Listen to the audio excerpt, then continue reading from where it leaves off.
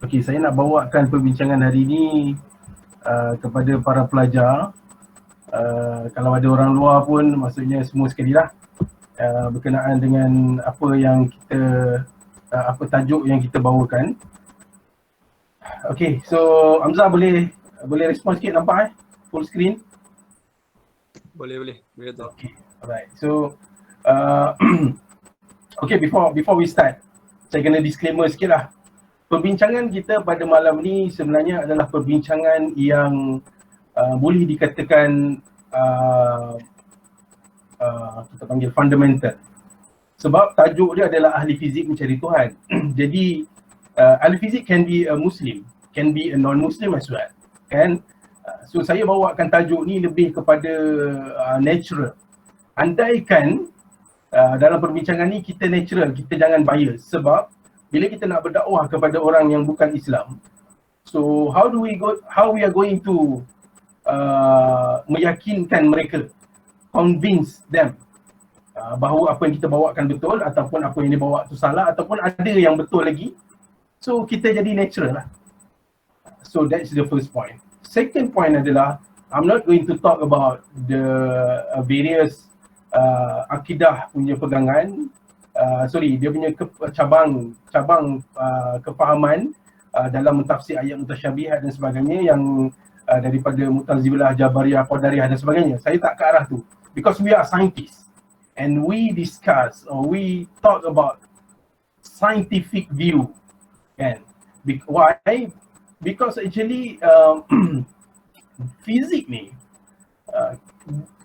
dia sangat jauh dengan Islam pada satu masa dahulu. Maksudnya early stage lah dekat Malaysia especially. Dia sangat jauh dengan Islam sebab fizik ni dia main dengan benda yang terlalu kecil, sampai subatomic particle, and dia main terlalu besar sampai astrophysics. Dan juga ramai tokoh-tokoh awal fizik dalam modern physics actually adalah atheist. Kan? Jadi dia macam, macam mana ni kan? Aku belajar bidang, this is what I'm talking, my monologue dalaman lah. Kan? Saya cakap macam mana ni? Aku belajar fizik ni adalah tokoh-tokoh dia atheist kot. Wah sudah. Sekali lagi nak mengajar kat USIM pula nanti. Tak adalah, waktu tu tak tahu pun mengajar kat USIM. The thing is, kita kena cari jalan dan kita kena tahu ada ke dikotomi pembahagian tu ataupun tak ada ataupun macam mana kan. So when I first saw a video, does physicists believe God exists or not? Ada di antara video-video tu profesor dia kata no, strictly no. Kita pun dengar macam ya betul, no selamba je kan, kita percaya. So saya akan ke arah tu lah. Maksudnya kita nak patahkan idea dia ataupun kita nak mengiyakan idea dia. It depends on you yourself. We decide after we discuss all things about that related to ahli fizik mencari Tuhan. That's the first one. And then the second one berkenaan dengan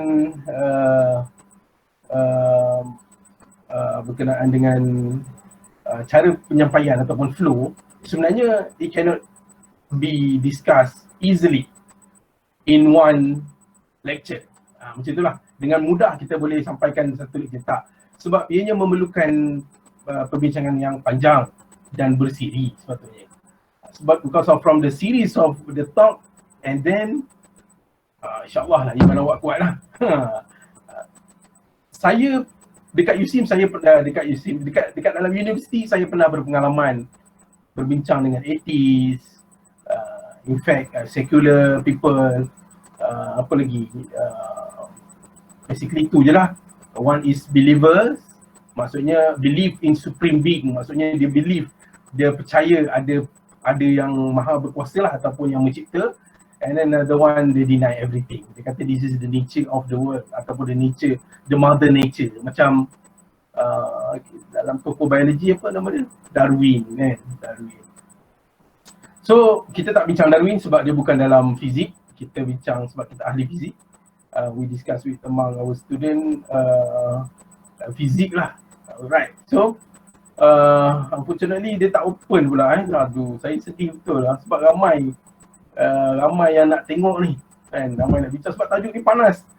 In fact masuk dekat dalam hebahan umum lagi.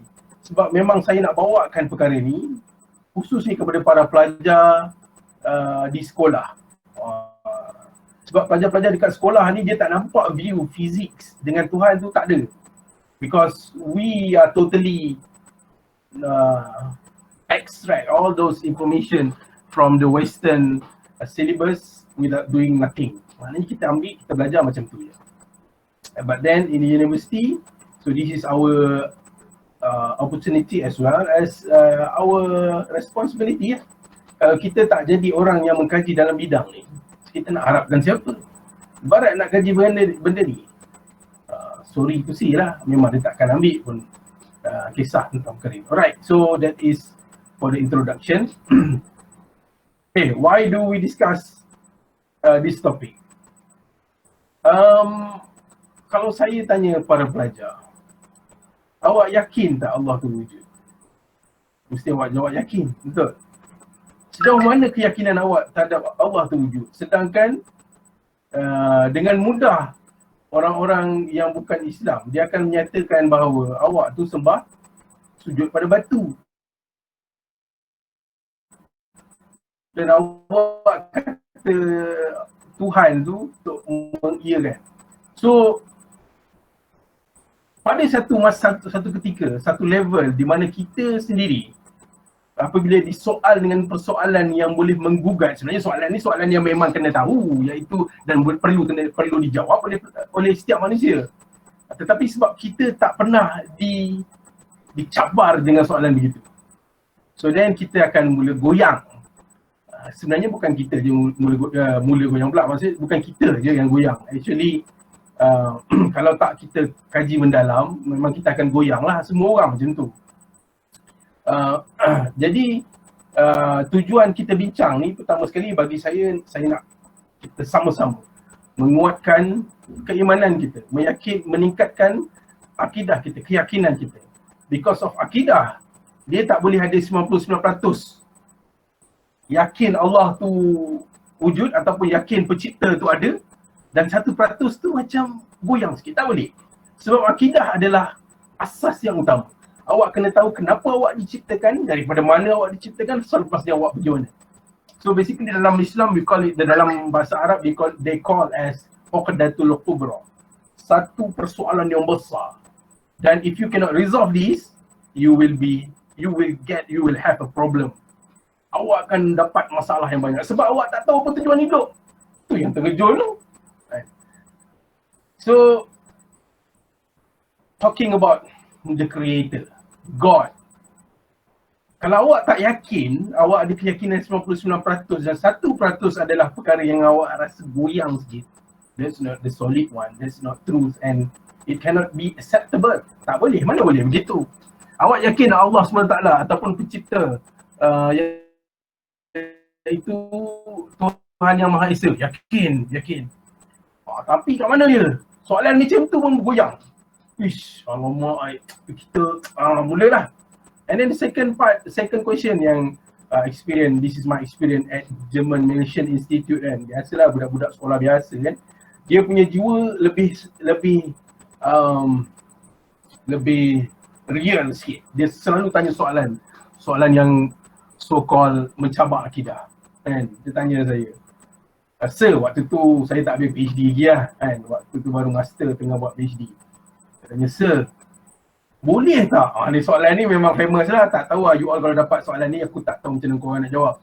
Sir, boleh tak Tuhan tu ciptakan batu yang besar tapi dia tak boleh angkat batu? Pernah dengar? Hamzah pernah dengar, Hamzah? Pernah dengar tapi nampak? Low-key sikit lah. Kan? Kita pun goyang macam mana nak jawab, betul kan? Betul. Dan fizisi sebenarnya boleh jawab benda tu dengan very precise dan very strong answer. Fizisi je ke? Semua orang sepatutnya begitu. Next question adalah boleh tak Tuhan ciptakan alam ni dia masukkan dekat dalam satu telur? Aduh, soalan macam-macam. Lepas tu saya pun waktu tu alhamdulillah lah saya dah belajar dan menuntut ilmu dan dah dalam proses training sekalipun. Jadi saya jawablah dengan betul. Because we are physicists. Kita orang fizik. Normally people we relate fizik tu bukan dengan Islam. That is rare case. Rare cases. Physics mesti biasanya dengan nerd macam Einstein, for example, Hawking, ataupun fizik dia akan macam serabut kan. Serabut macam apa serabut net serabut dia kurang je aku rasa. Serabut lah, tak tahu hala tuju. Macam ada contoh nanti kita tengok dekat dalam video ni. Dalam lecture slide. Okay, so that's the reason why. Dan another reason adalah kenapa kita bincang perkara ni. Tadi dah panjang tu, betul lah tu, itulah reason dia. And then another reason adalah sebenarnya perbincangan ni perbincangan yang terkait dengan fitrah manusia. Dalam kitab, dan saya ada tulis kitab ni dalam notes dalam lecture ni, nanti boleh rujuk. Even Syekh Taqiyuddin An-Nabhani pun dalam kitab Nizamul Islam dia menyebut memang fitrah manusia tu dalam maktab saya dah lupa. Jadi saya check balik. Tapi saya ada tulis dalam note ni, nanti boleh share slide ni, boleh tengok. So banyak dalam kitab dan juga penulisan menyatakan bahawa itu memang fitrah manusia. Recently saya tengok ada seorang share, seorang penceramah umum lah, dia share video. Dia kata tengok video ni, apa yang nak tunjukkan. So saya pun tengok. Saya tengok video tu adalah berkenaan dengan orang Inggeris, orang ni lah, orang West lah, Western European country. Mungkin dekat British kot sebab dia slang macam British slang. So dia tengok, dia duduk dalam rumah. Waktu tu berlaku macam avalanche, macam, tapi bukan dekat kawasan salji. Dia macam tanah runtuh, landslide dekat sebelah rumah. Dia dekat sebelah je rumah dia. Baju dia turun, air sekali dengan tanah tu turun. Waktu dia rekod tu dia kata please God, please God. So kalau dia atheist sekalipun dia tak akan cakap God. Sebab the legendary of atheist tahu siapa? Siapa yang paling legend sekali? Siapa yang paling lama, paling awal dulu atheist yang kita dimaklumkan ataupun kita diajarkan oleh Allah dalam Quran? Siapa atheist yang pertama yang you all tahu? Dia tak pandai tapi dia kaya. Fir'aun, yes. Exactly, Fir'aun. Fir'aun atheist. Tapi at the end, dia tak jadi atheist pun. Bila dia nak mati tu, dia kata apa? Dia kata, aku beriman dengan Tuhan Musa. Waktu Allah tanya, sekarang ke? Baru sekarang ke nak beriman? Tak boleh, tak diterima. So dengan kata lain, sememangnya fitrah manusia itu mengetahui bahawa adanya pencipta. Dan dia memang rasa ada pencipta, especially bila sesuatu berlaku dalam hidup dia. So that's the introduction lah kenapa kita bincang ni. Okay, so the area that we discuss ataupun the area lah, kawasan area luas, ruang lingkup yang kita bincang adalah daripada physicist punya perspektif lah. So that's why, because this is a physics program, right? So kalau program daripada multidisiplin, saya bolehlah masukkan daripada kisah-kisah ataupun penemuan-penemuan yang lain, kan? Penemuan daripada biology, for example. Okay, next. So this is the real wow factor. Waktu tu saya tengah buat PhD, God particle. Biar betul. Dia kata, which is the scientist claim that they found ataupun they discover God particle. Sampai dekat headline Malaysia, dekat NST, dia tulis physicists discover God particle. Does God exist? Soalan tu pensyarah saya tampal dekat dia punya board dia. Saya pun cakap, ya betul lah, macam mana aku nak jawab ni? So this is the reality. Maksudnya people are chasing something yang akhirnya dia cuba bawa kepada satu point. Dia kata they found a core of the existence. Jadi kalau dah ada core of the existence, dia nak kata tak ada Tuhan lah. So basically macam tu lah research dia. And so that's why physicists, particle physicists yang atheist, basically dia benda ni adalah benda yang dia pegang lah. Kita dah ada kita panggil apa, the masterpiece lah. The last piece daripada puzzle. What is the main, apakah what is the apa dia panggil core existence, maksudnya apa dia asas tu. So dia dah dapat tahu, dia kata ada particle yang we call them as a God particle. Ni sebagai ahli fizik lah. Okay, so kalau awak dapat artikel macam ni, waktu tu 2016 ni 2012 ke 2013 lah. Waktu tu saya pun tertanya-tanya juga kan, macam mana nak jawab ataupun macam mana nak perjelaskan. Okay, so saya akan jelaskan insyaAllah, jangan risau. Alright, so pertama sekali, sebab bila fizisis mencari Tuhan, dia ada dua outcome. Satu outcome yang dia boleh berpegang bahawa okay, daripada penemuan ni Tuhan ada. Macam itulah lebih kurang. Kita tak masuk lagi siapa Tuhan. Kita tak masuk lagi Tuhan yang mana satu ke, macam mana Tuhan tu. Kemudian itu nanti saya akan sampaikan juga. Tapi saya minta yang itu akan ada second part lah. But then nanti kita ulas. So first topic, they claim evidence that there is a God, physicist perspective. Okay, first, apa dia? Awal-awal lagi, awak dah belajar dah ni, student saya waktu Tamhidi mesti tahu ni. Dia panggil Newtonian gravity equation, kan? So G M1 M2 divided by R square. So equation ni dia define macam mana gravitational force between two bodies and more lah. So basically ni paling asas sekali sebab 1600 awal-awal lagi. From this finding, saintis ketika tu menyaksikan bahawa because of the R square ni dengan kata lain force tu sepatutnya, okay ni untuk for those who are non-physicists yang dengar cerita kita ni, okay, dia macam ni, bila kita faham ada dua objek and then it is between a gravitational force between two objects, there is a force, satu tarik ke kanan, satu tarik ke kiri. Logically kalau awak letak dua magnet, exactly magnet tu akan melekat, betul tak? Even though kita baling pun dia akan pusing, lepas tu kalau dia tak patah balik pun, kalau lah dia patah balik at certain value, and then dia akan melekat juga.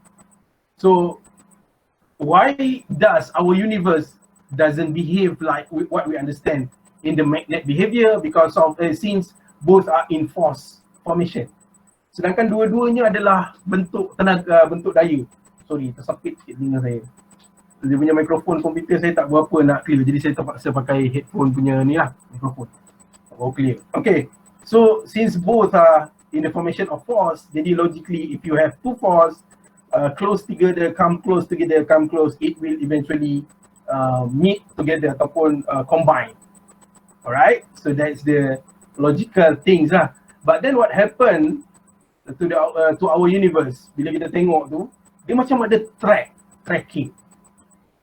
Right? Tracking ni pula berubah, tapi dia takkan sampai collide lah at this moment lah.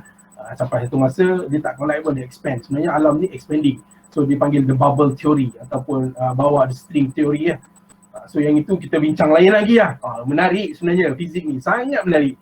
Cuma saya pun tak faham kenapa orang-orang yang deny ni terlalu angkuh lah, ego sangat. Dia sama juga macam kisah Firaun tu, ego dia yang menjadikan dia tu atheist. After all dia tahu memang dia ni benda ni tak boleh nak settle dengan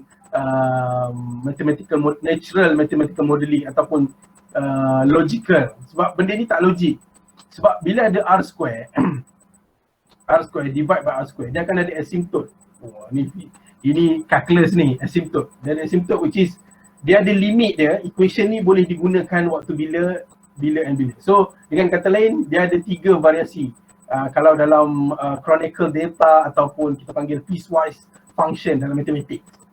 So untuk apply untuk faham, untuk menjiwai equation ni, most of the people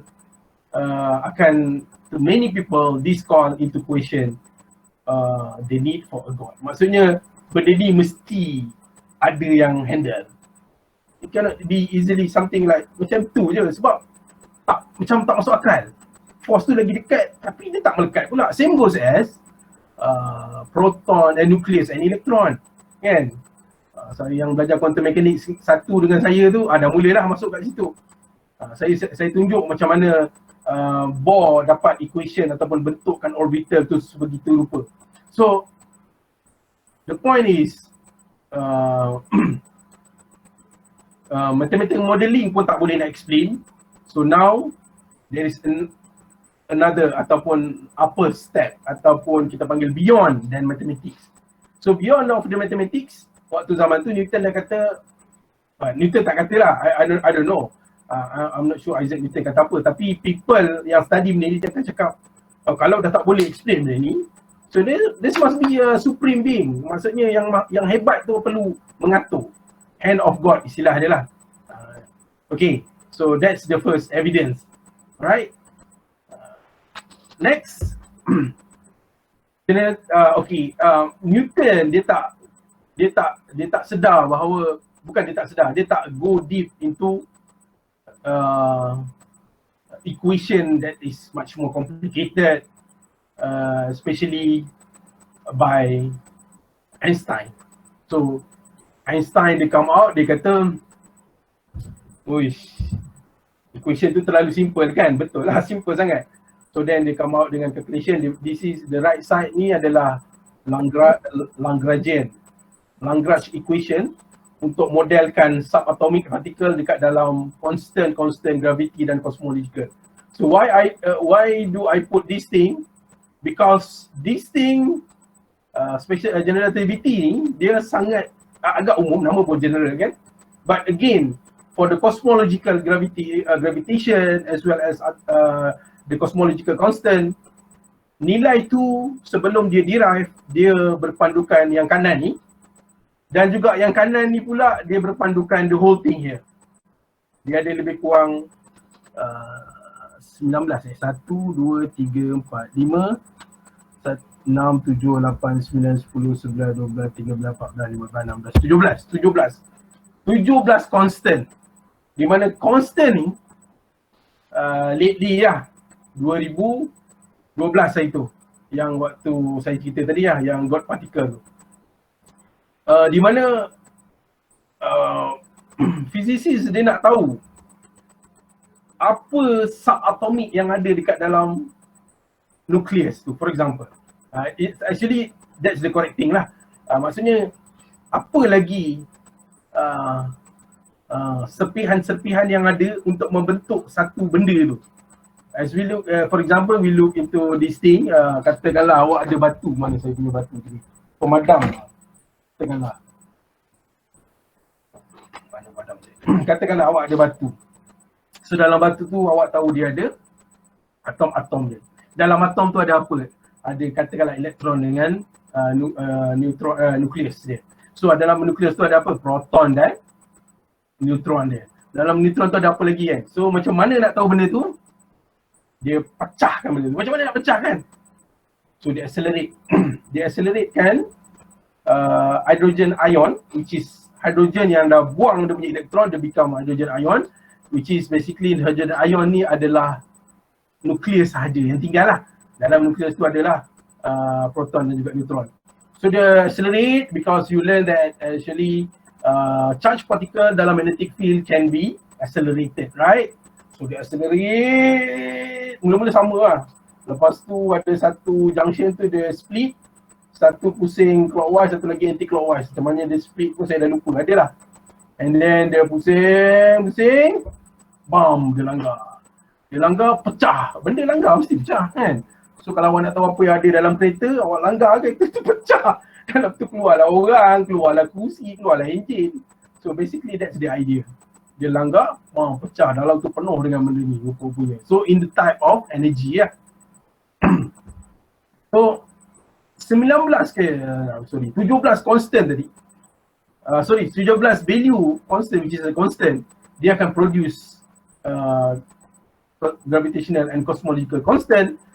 Because of from that baru kita boleh dapatkan nilai itu tadi. So dengan kata lain, it's very complicated. So now what happen if we change a little bit the numbers? Okay, now what is the value? Okay, value dia Allah. Kalau pakai Zoom saya boleh buka dua window, tapi kalau yang ni sebab dia dah share the whole window, saya leceh sikit lah, tak apalah.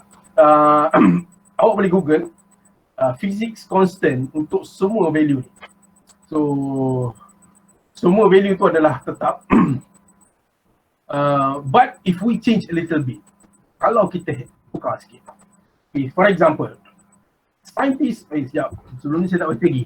Okay, so the standard model, this is called a standard model of a particle physics and general relativity is correct, accurate, but they are constant in this equation that do not have an explanation. See, still manusia tak boleh nak explain lagi.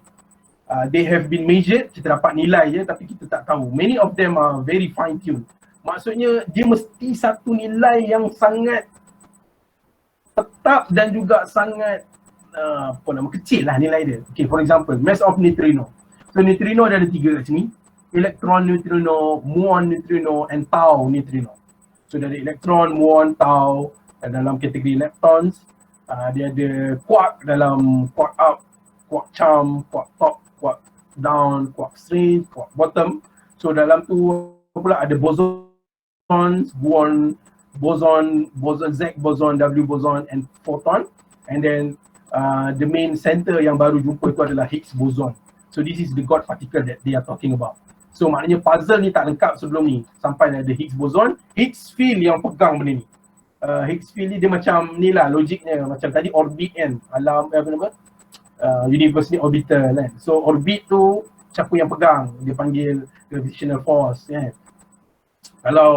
Kalau particle physics ni siapa yang pegang benda ni, so they call it as Higgs field, Higgs boson lah basically yang fill up the whole thing.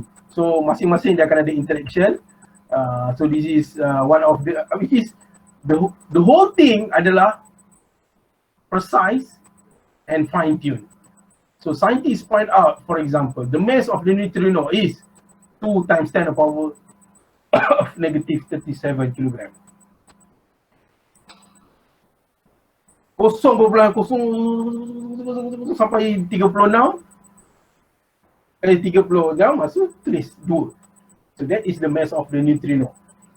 So kalau mass of neutrino ni yang fine tune, ultra fine tune, diubah sedikit berbesar, iaitu 10 kuasa negatif 36, gravity will be too strong. Bila gravity terlalu kuat, alam ni collapse, langgar, gravity kuat. So if the mass is too low, the galaxy could not form because of the universe will expanded too fast. Aju sangat dia akan mengembang. So dengan kata lain, awak duduk dekat kalau ianya berubah sekarang, kita semua akan mengalami kehancuran. So that's the simplest example lah. Maksudnya benda ni tak boleh berubah. Maksudnya benda ni tak boleh direka-reka. And gratefully kita bersyukur sebab Allah bagi nilai tu ataupun pencipta.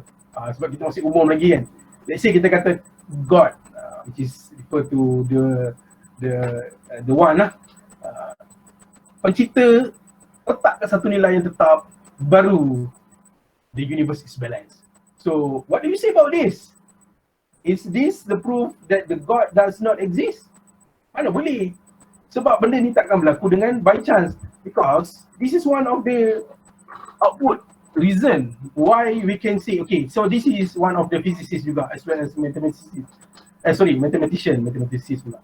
Dia kalau fizik dengan matematik ni, kalau you all ada anak-anak pelajar saya ada yang nak ke arah tu kan, saya sangat aluk-alukan, tapi ingat salah tuju, ingat tujuan dan juga jadilah tokoh. Sebab Dia ni Christian kan? Sebab Christian believe in God, believer. Cuma isu yang kita nak bawa kan selepas ni lah. Okay, so physicist ni Roger Penrose has calculated, buku dia Emperor New Mind, page 3041 until 44, the odds that the entire universe is orderly as our galactic neighborhood to be 1/1/10 kuasa 101/23. A number whose decimal representative has vastly more zeros than the number of fundamental particle observed in universe. Dengan kata lain, in order, gambar sebelah, in order to produce universe resembling the one which we live, the creator will be to aim for exactly tiny volume of the space possible universe. It's about 10 power 1 power of 10 10 to power 1 to 3 of the entire volume for the situation under consideration.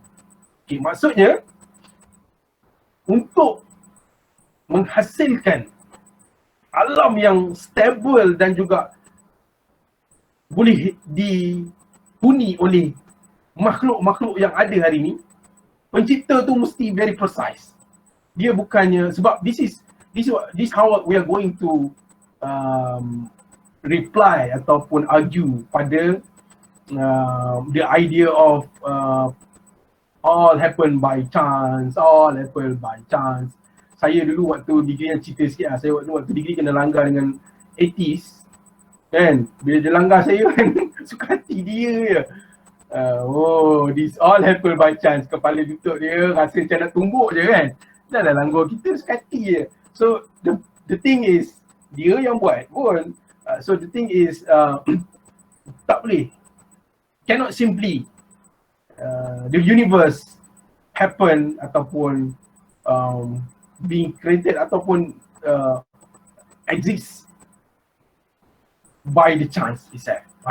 Maksudnya dia bukan wujud macam tu. Dia mesti diatur, diurus, dicipta dengan sangat-sangat teliti. Ini belum cerita lagi bahagian apa nama, belt, magnetic belt, Allen magnetic belt, Allen magnetic belt untuk bumi. A lot of things lah. Sebenarnya banyak sangat physics ni. So that's it. One thing saya nak quote adalah daripada Profesor Wan Ahmad Tajuddin. Ni sharing daripada student UM lah, sebab dulu saya pernah dengar Prof ni sebut, dan even in fact dia pernah datang dekat UC pun bagi talk tentang integrasi. Dia physicist, which is a particle physicist, high energy physics punya person, professor dekat UM. Dia selalu pakai songkok. Humble orangnya. Dia kata dekat student dia, dan student tu sekarang dia tengah jadi pensyarah dekat USIM lah. Dia kata kalau awak nak tengok kehebatan manusia, tengoklah engineering, belajarlah engineering. Sebab engineering ni adalah invention manusia yang mereka cipta, which is dia ubah apa yang ada menjadi satu teknologi yang digunakan dan sebagainya untuk menyelesaikan masalah manusia, whatever, it's okay. I mean the point is, dia kata kalau nak tengok kehebatan manusia, tengok dekat dalam engineering, kau akan impress. Betul, engineering hari ni, even your phone itself is a mobile computer. Kalau Note 10 ni dia cucuk dekat TV, dia jadi komputer exactly, boleh pakai mouse, keyboard, boleh buat kerja anytime, anywhere. You see how the technology flies, memang very fast. But then if you are going to see, to watch, to apa nama, hayati pencipta, dia kata apa? Belajarlah fizik. Really. Tapi dia nak kena ada guidance lah, ataupun ada panduan, ataupun ada bimbingan. Kalau tidak, lost juga kan. Whatever knowledge pun. Even ada orang belajar hadis, orientalis, belajar hadis, tapi bukan untuk mendekatkan diri ataupun menjadi hamba pencipta. Dia nak merosakkan lagi pun ada kan. So the point is that semua ilmu tu pun sama lah. Cuma what I'm talking about is about what I'm discuss, and as well as what I introduce ataupun saya kita panggil promote ni adalah berkenaan dengan physics, because I am physicist.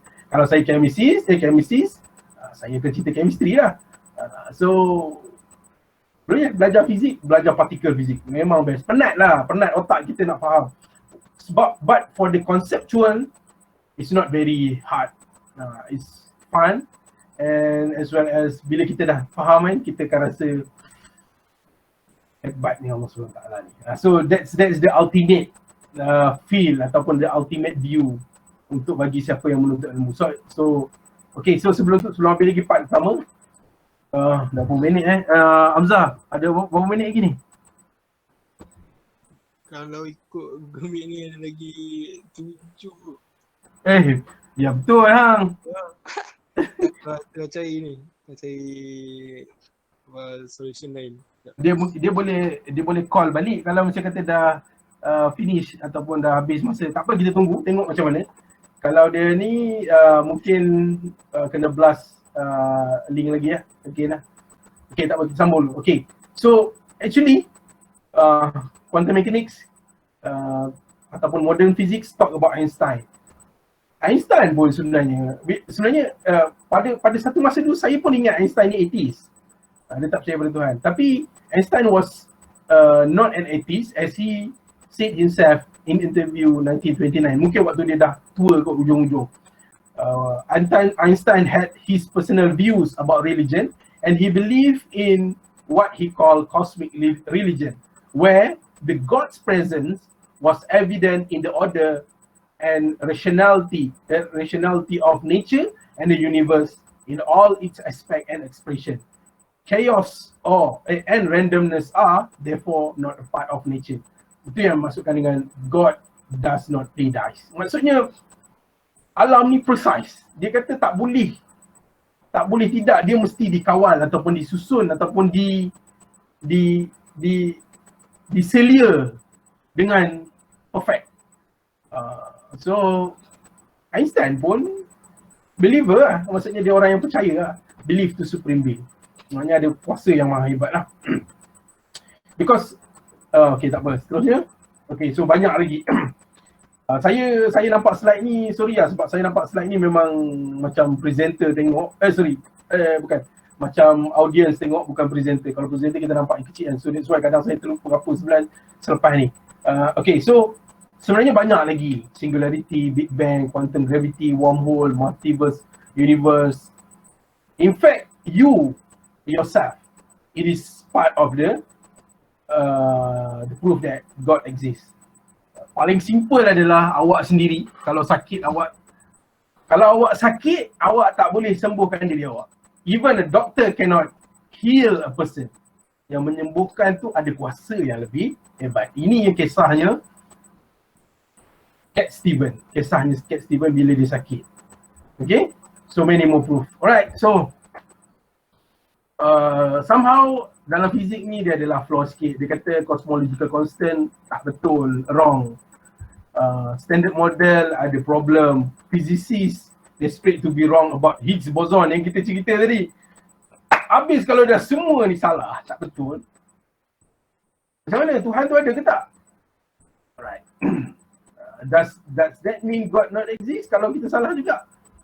Okay, so itu ada persoalan yang perlu ditanya. Sebab nanti sebelum ini persoalan lah yang saya berikan sebab dia ada jawapan dia. Jawapan dia sebenarnya simple sangat pun. Tak perlu tak apalah, nanti saya ulas kemudian. Alright, so second topic.